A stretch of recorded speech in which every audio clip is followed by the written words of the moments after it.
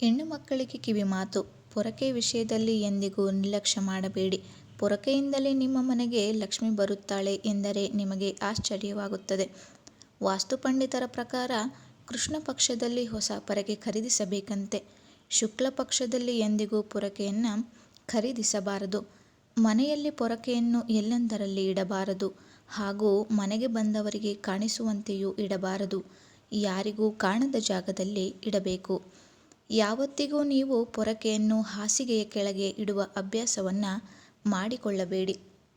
ಸೂರ್ಯಾಸ್ತವಾದ ನಂತರ ಎಂದಿಗೂ ಪೊರಕೆಯನ್ನು ಬಳಸಬಾರದು ಎಂದು ನಮ್ಮ ಹಿರಿಯರು ಹೇಳುತ್ತಾರೆ.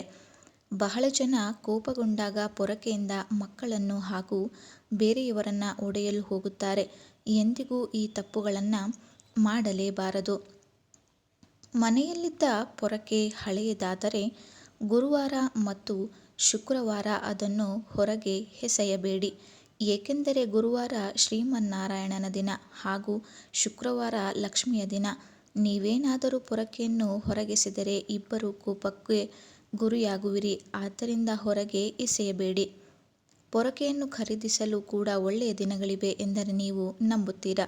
ಹೌದು, ಮಂಗಳವಾರ ಹಾಗೂ ಶನಿವಾರ ಪೊರಕೆ ಖರೀದಿಗೆ ಉತ್ತಮವಾದ ದಿನಗಳು. ಈ ದಿನವೇನಾದರೂ ಪೊರಕೆಯನ್ನು ಖರೀದಿ ಮಾಡಿದರೆ ನಿಮ್ಮ ಮನೆಯ ಸಮೃದ್ಧಿ ಸಂಪತ್ತು ವೃದ್ಧಿಗೊಳ್ಳುತ್ತದೆ. ಯಾವುದೇ ಕಾರಣಕ್ಕೂ ನೀವು ಪೊರಕೆಯನ್ನು ತುಳಿಯಬಾರದು ಹಾಗೂ ಅದನ್ನು ಜಾಡಿಸಿ ಒದೆಯಲೂಬಾರದು ಹಾಗೂ ಇದನ್ನು ದಾಟಲೂಬಾರದು. ನೀವೇನಾದರೂ ಈ ತಪ್ಪುಗಳನ್ನು ಮಾಡಿದರೆ ಖಂಡಿತವಾಗಿಯೂ ಲಕ್ಷ್ಮೀದೇವಿಯು ನಿಮ್ಮ ಮನೆಯಲ್ಲಿ ನೆಲೆಸುವುದಿಲ್ಲ. ನಿಮ್ಮ ಮನೆಯ ಅಡುಗೆ ಮನೆಯನ್ನು ಗೂಡಿಸಲು ಪ್ರತ್ಯೇಕವಾಗಿ ಒಂದು ಪೊರಕೆಯನ್ನು ಮೀಸಲಿಡಿ. ನೀವೇನಾದರೂ ಮನೆಯ ಒಳಗಡೆ ಮತ್ತು ಹೊರಗಡೆ ಒಂದೇ ಪೊರಕೆಯಿಂದ ಗೂಡಿಸುವುದನ್ನು ಅಭ್ಯಾಸಗೊಂಡಿದ್ದರೆ ಇದು ತಪ್ಪು. ಮನೆಯ ಒಳಗಡೆ ಹಾಗೂ ಹೊರಗಡೆ ಗೂಡಿಸುವುದಕ್ಕೆ ಪ್ರತ್ಯೇಕವಾಗಿ ಅದರದೇ ಆದ ಪೊರಕೆಯನ್ನು ಬಳಸಬೇಕು.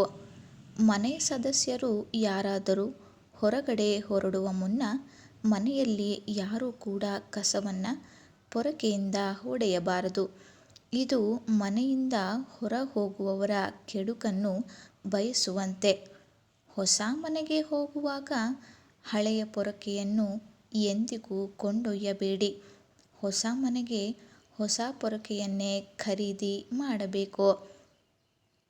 ಮನೆಯ ಪೊರಕೆಯನ್ನು ಎಂದಿಗೂ ನೀವು ನಿಮ್ಮ ಚಪ್ಪಲಿಯನ್ನು ಧೂಳು ಕೆಡುವುದಕ್ಕೆ ಬಳಸಬಾರದು. ಇದರಿಂದ ಲಕ್ಷ್ಮಿ ಕೋಪಗೊಳ್ಳುತ್ತಾರೆ ಹಾಗೂ ನೀವು ಅವರ ಕೋಪಕ್ಕೆ ಗುರಿಯಾಗುವಿರಿ. ಪೊರಕೆಯನ್ನು ಎಂದಿಗೂ ಸಹ ನೀವು ಒಂದು ಮೂಲೆಯಲ್ಲಿ ಉದ್ದವಾಗಿ ನಿಲ್ಲಿಸಬಾರದು.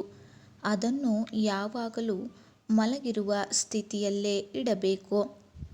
ನೀವು ನಿಮ್ಮ ಮಕ್ಕಳಿಗೆ ದೃಷ್ಟಿ ತೆಗೆಯುವಾಗ ಮನೆಯ ಪೊರಕೆಯನ್ನು ಎಂದಿಗೂ ಬಳಸಬಾರದು.